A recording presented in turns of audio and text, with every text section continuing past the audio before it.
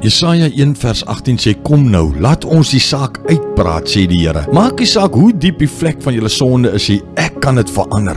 Ek kan dit verwyder. Ek kan julle so skoon maak soos sneeu wat pas geval het. Selfs al is die vlek so rooi soos purper, ek kan julle wit maak soos wol. Die meeste mense beskou gebed as 'n deurryvenster, 'n drive-through. Dit is waar hulle optrek en nie tyd het om te bly nie, maar hulle wil net seker maak hulle bestelling kom in en hulle kry net wat hulle wil hê voordat hulle wegjaag. Hulle trek op na die hemel en God sê, welkom by McHeaven. Mag ek jou bestelling neem asseblief? Dit is so hartseer as wat dit klink. Dit is wat baie mense van gebed dink. Die eerste ding wat hulle en ons moet weet oor gebed is nie 'n monoloog nie. Gebed is 'n dialoog. Gebed is nie waar ek praat en God luister nie. Dis waar ek en God 'n gesprek voer. Ek kry nie net die geleentheid om met hom te praat nie, maar God wil baie graag met my en jou praat.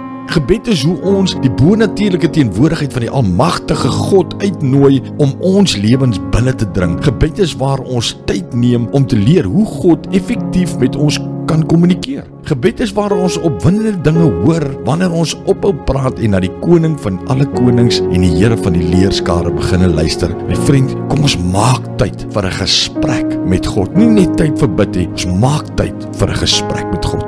Abba Vader, Here, ons loof U en ons prys U en ons eer U. Dankie Here vir U kosbare woord waardeur U met ons praat. En Here, wanneer ons die tyd uitkoop om na U toe te kom in gebed, gee dat ons sal tyd maak. Tyd maak om 'n gesprek met U te hê. Ons praat en dan luister ons wat U vir ons sê. Deur die woord, deur 'n dagstukkie, deur 'n videoklip, hoe U ook al met ons praat. Dankie Here vir daardie geleentheid. Wil U gee dat ons nie net deur die drive-through sal ry van McHeaven nie, maar dat ons sal stil staan en tyd maak en by U aan tafel sit en met U gesels. In Jesus se naam. Amen.